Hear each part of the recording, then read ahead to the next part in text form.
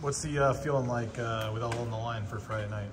You know, we excited for the game, excited for the challenge and the opportunity that's going to be presented to us on the blue, and we're trying to go out there and win it all. I know it's kind of cliche to this is why you come here or whatever, but I mean, to have one game on the blue to go to the college football playoff and all this history and to add your name to that list, I mean, what is it? What is the feeling like? I mean, it's, you know, exciting, just appreciating the journey and then everything that's happened up until this point.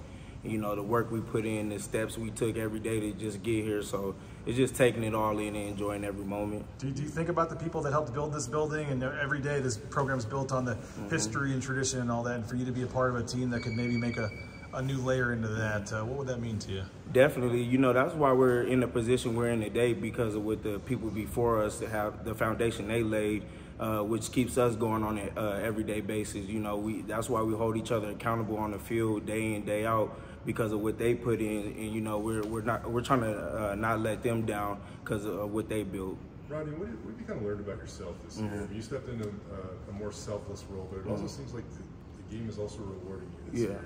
So what have you kind of learned about yourself? You know, I've kind of always been the same way. You know, Pop Warner, you know, being the best player, you know, having to be a decoy some games, like always being a team player and putting the team first is always rewarding me in the end. You know, you know, I've won a championship in college, I won in high school and in Pop Warner, so this is nothing new to me. So it's, you know, always putting the team above myself, but you know, just being more resilient, you know, always a competitor and just being selfless, you know. Eric Schneider seems like he can't wait to talk about you normally. I guess, what does that support mean? And I mean, it almost seems like he makes an effort to make sure you're not getting overlooked. Oh yeah, that's my dog right there. You know, he's always trying to talk to me about little things, because he used to coach Nichols in his previous years of coaching, so he's always helping us in the back end. You know, he's always on us tough at practice as well, and making sure we're doing our job so that we can be successful on Saturdays. This rivalry against UNLV has really shot up in the last 12 months. You know, third game against them. You know, just what's it been like going up against them, and you know, what's it been like, you know, just having almost a new rival now? It's been fun going against them, because you know, just with the offense they run, it presents a unique challenge, you know, on a weekly basis. So just going against them, and then they have great players over there as well too. So being able to go and compete against one of the best teams in the conference is always exciting for us. Shay did a pretty good job of shutting down Ricky White last time. You know, what do you guys, you know, do you kind of lean on the same plan? Do you know, you know, they're going to change it up, so you have to change it up? What's it? I mean, you know, going into this game, you know, Coach D kind of talked to us about, like, they know what we're going to do, we know what they're going to do. It just comes down to who's going to do their job for the longest. So, you know, we're just kind of going in with that mindset, you know, just making sure we're detailed in everything that we do, and we do our job, and it should reward us in the end. What was the most challenging thing about taking on their offense? Just the kind of all the different formations they present. They're kind of getting to the same stuff, but it's more so how they're, you know, dressing it up and playing with our eyes, and, you know, trying to get us out of position of doing our job and different things like that. So, you know, just with the triple option sometimes, or just the movers at different times, putting guys in different spots and different things like that. The crowd, having the crowd behind you, and it's a sellout, and the fans, it seem like understand what's on the line. Yeah. I mean, can you just, I don't know if you're already getting goosebumps thinking about it, but just Friday night, having that crowd behind you on defense, what's that going to be like? Oh, that's going to be very exciting for us. You know, that's going to be basically our 12th man on the field, you know, especially in that south end zone. We seem to get a lot of false starts over there. So, I mean, we needed to be rocking in there, because we know that's going to play a huge factor in us, you know, being able to go out there and execute our job. And plus, on the flip end, make it hard for them to call their calls, communicate, and do what they have to do as well. Kind of a fun one, but if third down, south end zone, crowd's going crazy. Yeah. You got the playlist. What's the third down song that gets you the most fired up, or that when you hear your I mean, you're ready to go? Really anything. I think I seen one of you guys tweet about the Mo Bamba thing with the crowds going crazy. So, I mean, whatever could get, you know, the crowd going. I don't even think they need music. I think they're going to be ready to go this game, especially what you talked about, what's on the line for us. Rodney, it probably means a lot. I mean, you've been here forever, man. And then now you get to be a part of, you know, one of the games that's pictures on the wall all over here. Like, do you think this team uses that fuel I mean, you have to use it in a positive way, but it would distract some teams with all this at stake. Why is it not going to distract you guys? Because this is the mission we set out for after we played UCLA. You know, every day coming in here ready to work.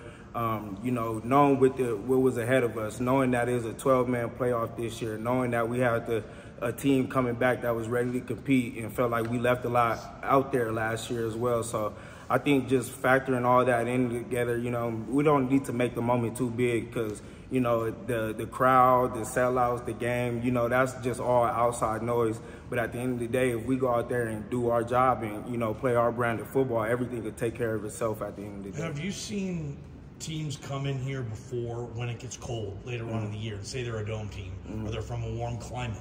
Have you seen, like, they don't want to be there, like it's cold, like, I mean, you see that every week in football, but have you seen it when teams come here? Because it's going to be cold. I mean, you can see it, but that's not where we're necessarily looking for. We want the team's best at the end of the day, so we want UNLV to come in here, you know, firing on all cylinders, doing what they do. You know, we're going to go out there and try to match that and, you know, be us at the end of the day. That's all we're trying to do. We're not really worried about how teams are coming in or if they're coming in with the mindset to come out and attack, you know, with it being cold, or if they're not coming out here to attack. We're trying to be on the attack from the jump, either way it goes. Rod, like statistically, you had 3 picks a couple years ago, 60-some-odd tackles last year. Statistically, it might not be your best season, but do you feel like you're playing your best football?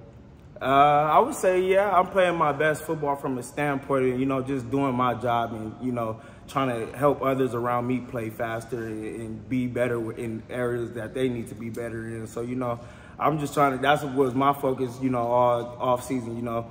Can I put myself in a position to do my job every play to put our team in the best position to win? When it comes to Haj, the UNLV's quarterback, you know, he's a dual threat.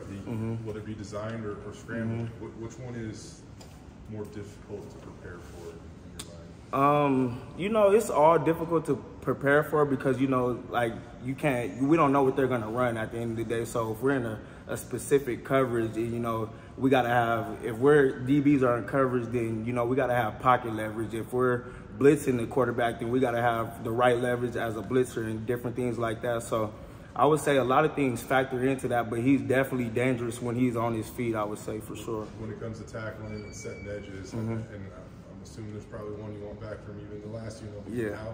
How important is that going into this game? Oh, yeah, that's very important. Like I said, they present a lot of different, you know, challenges with the way they run their offense. So it just comes down to being detailed on our job and, you know, executing, reading our keys and, you know, executing our keys.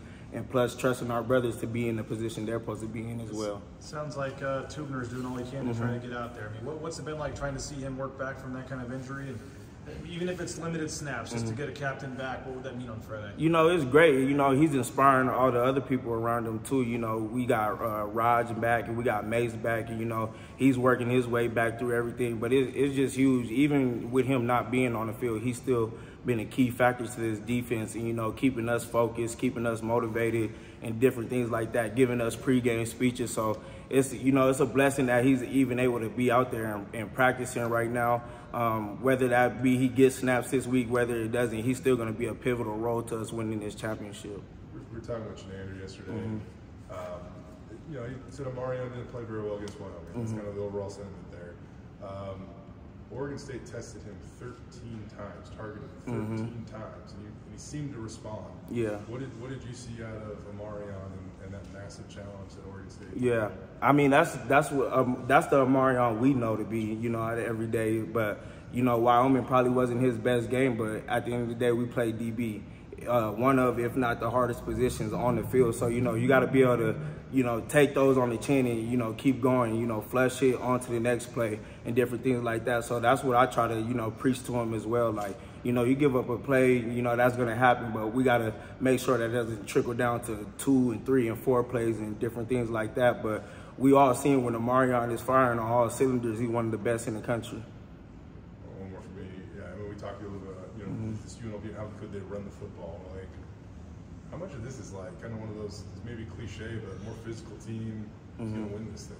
Oh yeah, that's definitely coming into, you know, that's what it is. That's what we try to, you know, hang our hat on too every week is being physical and, you know, attacking every series, you know, being physical, setting edges, whatever the case may be. Like, even Wyoming, another physical team, you got to come out there with that mindset of, you know, going hard. You can't just ease into those games. And definitely like this one, we can't ease into it. We got to come out there with a certain mentality to go execute our job. Thanks, Rod.